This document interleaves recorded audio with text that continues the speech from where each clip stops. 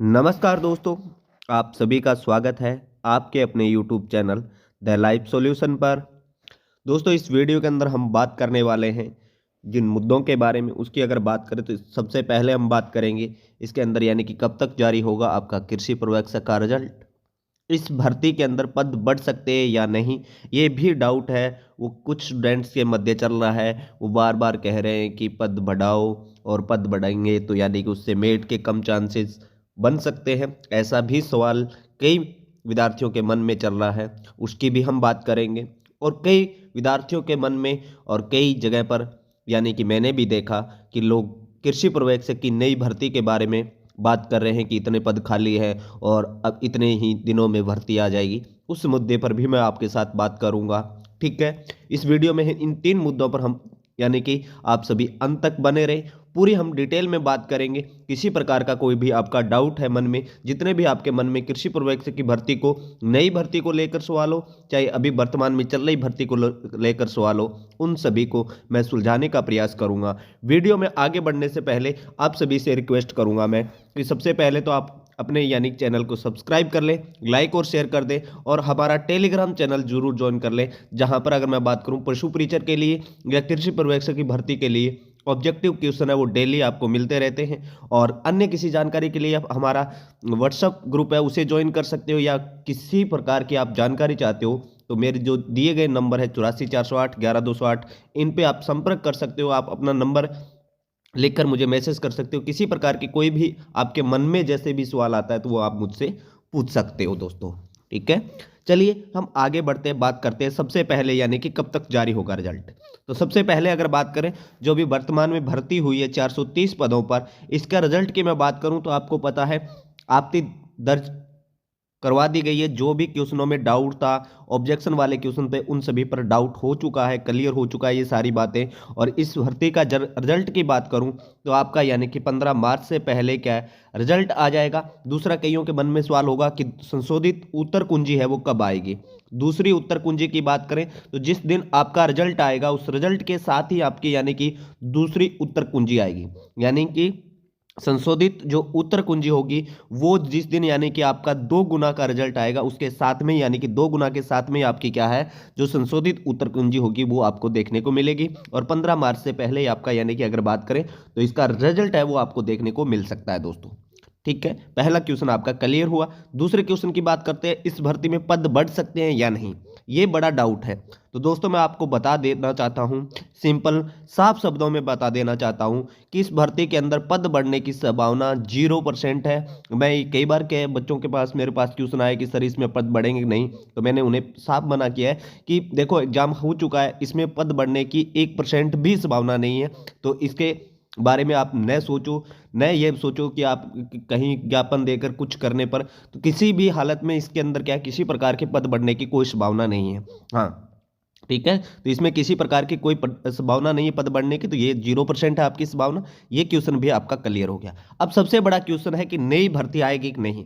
ये बहुत यानी कि अच्छा क्वेश्चन है, आपके दिमाग में होना चाहिए, क्योंकि एक विद्यार्थी होता है उसके मन में जिज्ञासा रहती है कि नई भर्ती आए तो मैं तैयारी करूं। क्योंकि कई बार ऐसा होता है कि हम तैयारी करते हैं, अब की बार भी बहुत अच्छी तैयारी की थी, और आप सभी को जो यानी कि जैसी उम्मीदें थी वैसा रिजल्ट नहीं मिला, तो कोई बात नहीं। एक विद्यार्थी का जीवन होता है तो उसमें बार बार आपको प्रयास करता रहना चाहिए। बार बार प्रयास करते रहोगे तो उसमें कहीं ना कहीं सफलता मिल जाएगी, परंतु हमारे पास उम्मीद होनी चाहिए कि अब उम्मीद है हमारी, क्या है, एक छोटी सी उम्मीद है कि नई भर्ती।